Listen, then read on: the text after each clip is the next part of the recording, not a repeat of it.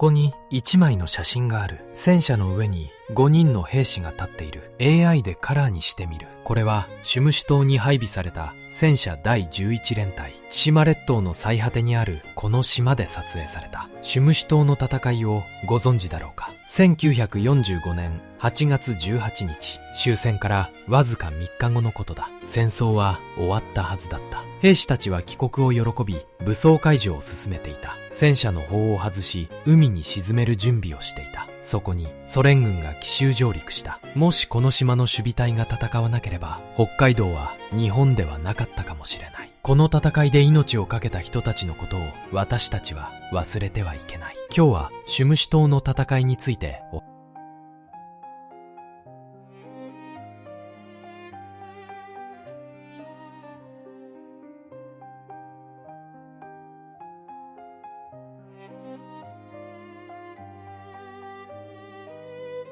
白黒写真のカラー化にあたり協力いただいた東京の画像加工業者リタッチインクさんの復元方法では、従来手法のように白黒の上に色を塗るのではなく、 AI が写真そのものを補正し、当時カラーカメラで撮ったらこう写っていたかもしれない姿に近づける。これはおそらく従来の方法よりもずっと肉眼で見た光景に近い復元方法だ。興味のある方はリタッチインクレタッチ会社と Google で検索してみてほしい。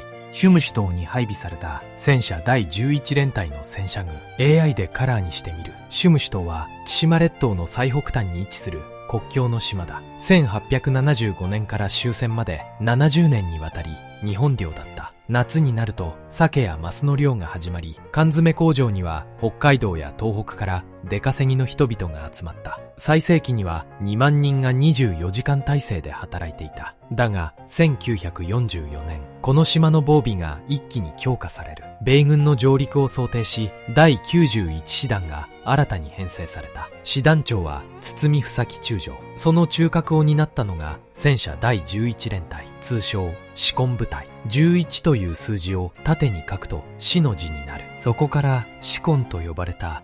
装備は97式中戦車39両と95式軽戦車25両、人員764名。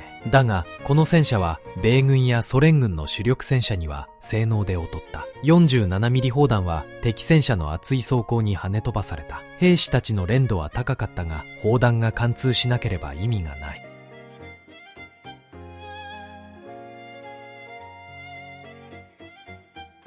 戦車第11連隊を率いたのは池田末男大佐。 AI で色を入れてみる。1900年、愛知県豊橋市に生まれた。もともとは騎兵将校だったが、戦車に転じ満州の私兵陸軍戦車学校で校長代理を務めていた。教え子の一人に後の作家司馬遼太郎がいた。司馬は戦後こう語っている。朝髭を剃りながら、自分が池田大佐ならどうするだろうと自問する。何十年経っても答えが出ないと。池田は当番兵を使わなかった。入浴も洗濯も自分で済ませた。恐縮する当番兵に対してこう言った。お前たちは私ではなく国に仕えているのだと。学徒出身の兵士にはこうも言った。貴様たちは得た知識を国のために生かすのが使命だ。自分たち軍人とは立場が違うと。1945年1月、池田はシュムシュ島に着任した。荷物は柳行李一つだけだった。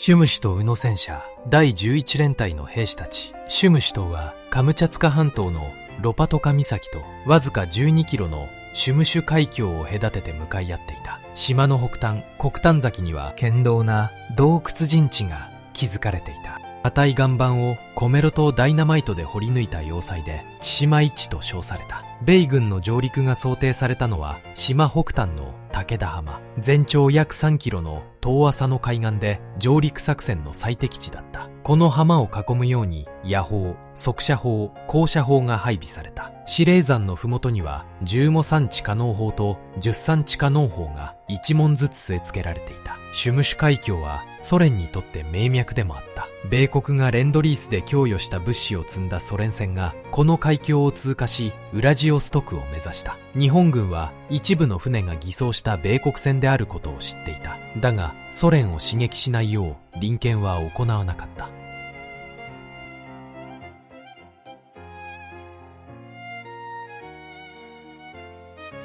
1945年6月、シュムシ島第91師団長の堤房吉中将と幕僚が戦車の上に立っている。この2ヶ月後、この島で激戦が起きることをまだ誰も知らなかった。8月15日正午、玉音放送。だが北千島では電波状況が悪く聞こえない部隊もあった。夕方になって日本は無条件降伏したと伝わった。17日夜、各兵舎ではささやかな宴会が開かれた。兵士たちは帰国を喜び、故郷に思いを馳せた。池田は将校全員を前に告げた。昨日陛下はポツダム宣言の受諾を表明された。間もなく武装解除の軍師が来るであろう。諸君は今日まで規律正しく検討してくれた。心から礼を言う。と、武装解除の準備が始まった。戦車の砲を外し、太平洋に面した断崖から海中に落とす。書類は焼却し、兵舎には白旗を掲げる。師団は米軍の軍師が来ると考えていた。ソ連軍が上陸してくるなど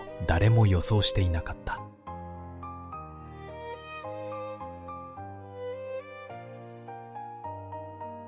日本軍の砲撃で大破し座礁したソ連軍の上陸艇。元はアメリカ海軍の LCI-554 でレンドリースでソ連に供与された艦艇だ。1945年2月のヤルタ会談で千島列島はソ連に引き渡されることが密約されていた。だがスターリンはポツダム宣言に基づく引き渡しでは満足しなかった。自軍の実力で占領したという既成事実を作ろうとした。8月15日、ソ連極東軍総司令官ワシレフスキー元帥は北千島の占領を命じた。準備期間はわずか3日。カムチャツカ半島のペトロパブロフスク周辺の船舶をかき集め、漁船まで動員した急増の上陸部隊だった。8月17日早朝、上陸部隊は出港した。灯火を消し、シュムシとウーノ武田浜に接近する。作戦指揮官のグネチコ少将は、1日でシュムシ島全島を占領する計画を立てていた。しかし、あまりに急な出撃だったため、対戦車ライフルや対戦車砲などの重火器は船底に押し込められていた。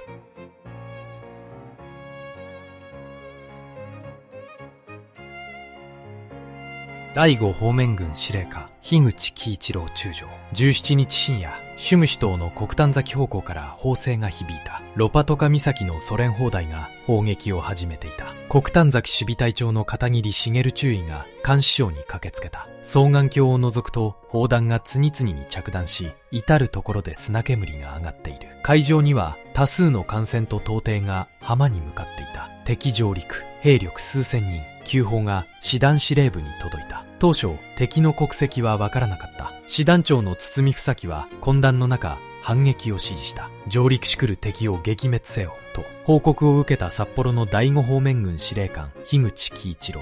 陸軍きってのロシア通だった樋口は、即座にソ連の意図を見抜いた。ソ連は、千島列島を占領した後、北海道まで攻め込むに違いない。樋口は命じた。断空、反撃に転じ、上陸軍を粉砕せよ。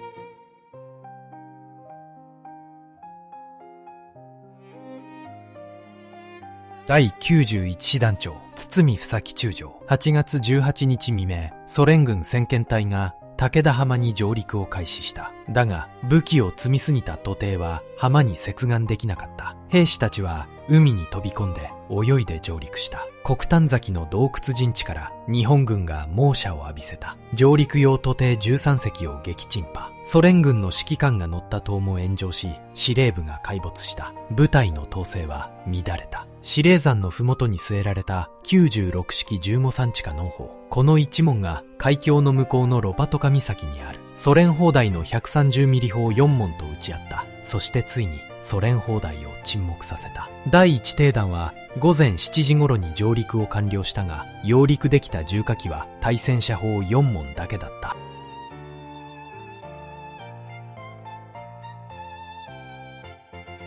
シュムシとウーの片岡飛行場から出撃する97式艦上攻撃機。1945年8月18日、まさにこの日に撮影された写真だ。片岡飛行場にはわずかな航空戦力が残っていた。陸軍の一式戦闘機、はやぶさが4機、海軍の97式艦砲が4機、この8機がソ連軍に向けて出撃した。はやぶさが護衛につき、97式艦砲が爆撃を行った。97式艦砲の1機がソ連輸送船に800キロ爆弾を命中させ、大破させた。そのうち1機が被弾し、炎上した。炎に包まれたその機は、ソ連軍の掃海艇 KT-152 に突入した。掃海艇は17人の乗組員を乗せたまま沈没した。これが太平洋戦争における最後の特攻による戦果となった。終戦から3日後の出来事だった。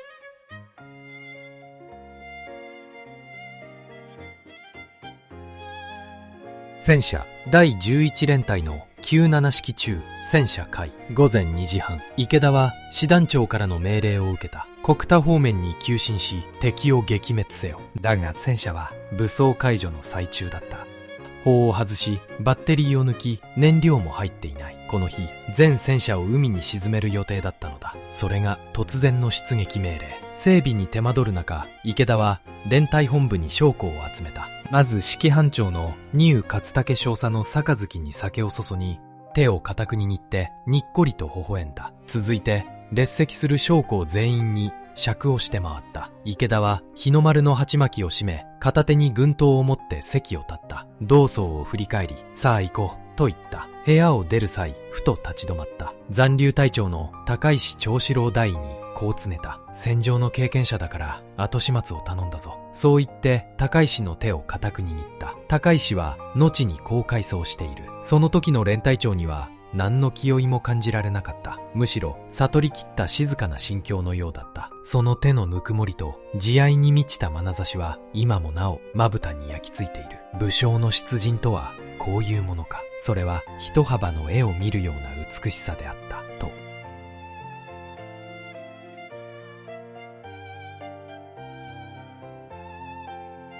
司令山から黒丹崎へ向かう戦車隊。演習時に撮影された写真だが、8月18日の突撃はまさにこの斜面で行われた。午前5時、天神山。池田が先頭に投入できる戦車は25両にとどまっていた。歩兵の援護はゼロ。司令山では村上大隊が優勢なソ連軍に包囲され、全滅に瀕していた。歩兵なしで戦車だけの戦闘は著しく不利だった。敵の対戦車兵器の脅威を排除できないからだ。それを承知の上で池田は帰化の将兵に問いかけた。我々は大将を報じ、家郷に帰る日を胸にひたすら終戦業務に努めてきた。しかしことここにとった。もはや豪馬の剣を振るうほかはない。そこで皆にあえて問う。諸子は今赤穂浪士となり恥を忍んでも将来に仇きを放然とするか、あるいは白虎隊となり玉砕もって民族の防波堤となり後世の歴史に問わんとするか。赤穂浪士足らんとする者は一歩前に出よ。白虎隊足らんとする者は手を挙げよ。全員がこぞって手を挙げた。池田は落類を禁じ得なかった。そして師団長と旅団長に宛てて決別電を送った。池田連隊は司令山のふもとにあり、士気旺盛なり、これより敵中に突入せんとす。祖国のいやさかを祈る。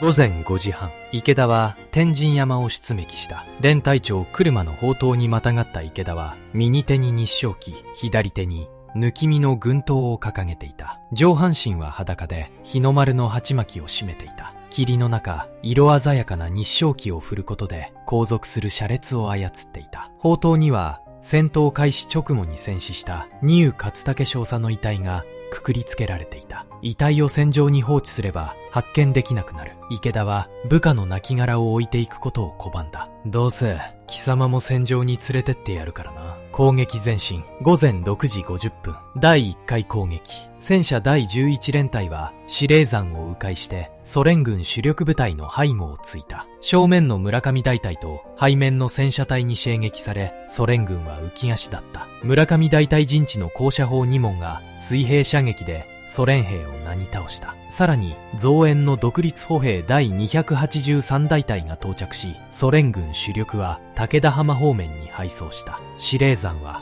奪還された。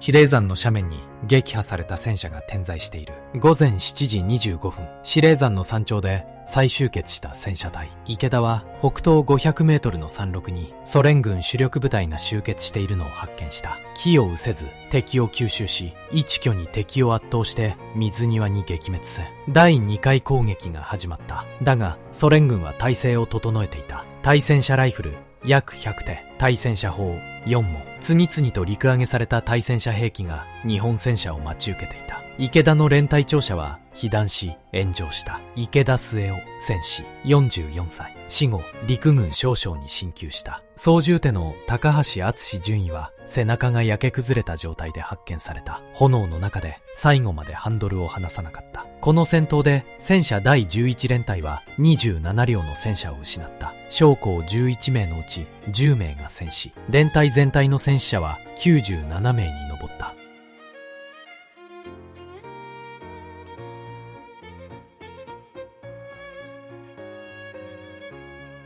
降伏嘲笑のためソ連軍のもとに赴く堤房木中将。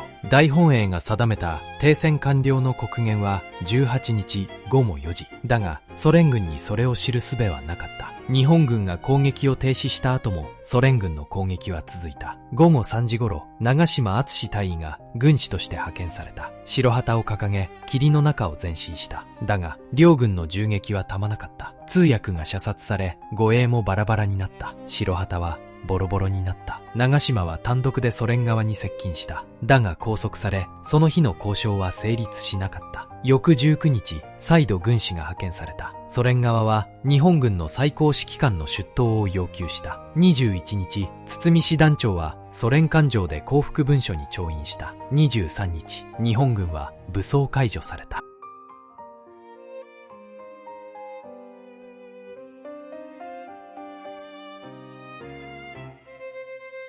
シュムシュとウのソ連軍兵士。手にしているのは対戦車ライフルだ。この兵器が日本の戦車を次々と撃ち抜いた。比叡山での遺体回収はソ連軍の許可がなかなか下りなかった。最初の回収が行われたのは9月中旬以降だった。激戦地であった比叡山で池田の連隊長車が発見された。被弾して炎上し角座した状態だった。車内から壁面にもたれて立ったまま息絶えている半焼死体が見つかった。連隊の軍医長が言った。連隊長なら奥歯に金冠がかぶせてあると。それで池田の遺体であることが確認された。池田をはじめとする97名の遺骨は生き残った将校たちによって守り抜かれた。シベリア抑留を経て日本に持ち帰られ、舞鶴港で厚生省に引き渡された。武装解除された日本兵たちは10月になると目的地も告げられないままソ連船に乗せられた。ポツダム宣言の趣旨に反するシベリア抑留だった。この戦いの損害、ソ連側の資料によれば日本軍の死傷者は1018名、ソ連軍は1567名。ソ連の新聞はこう書いた。シュムシュトーの戦いは満州や朝鮮における戦闘よりはるかに損害は甚大であったと。日ソ戦の中でソ連側が日本側より多くの死傷者を出した唯一の戦いだった。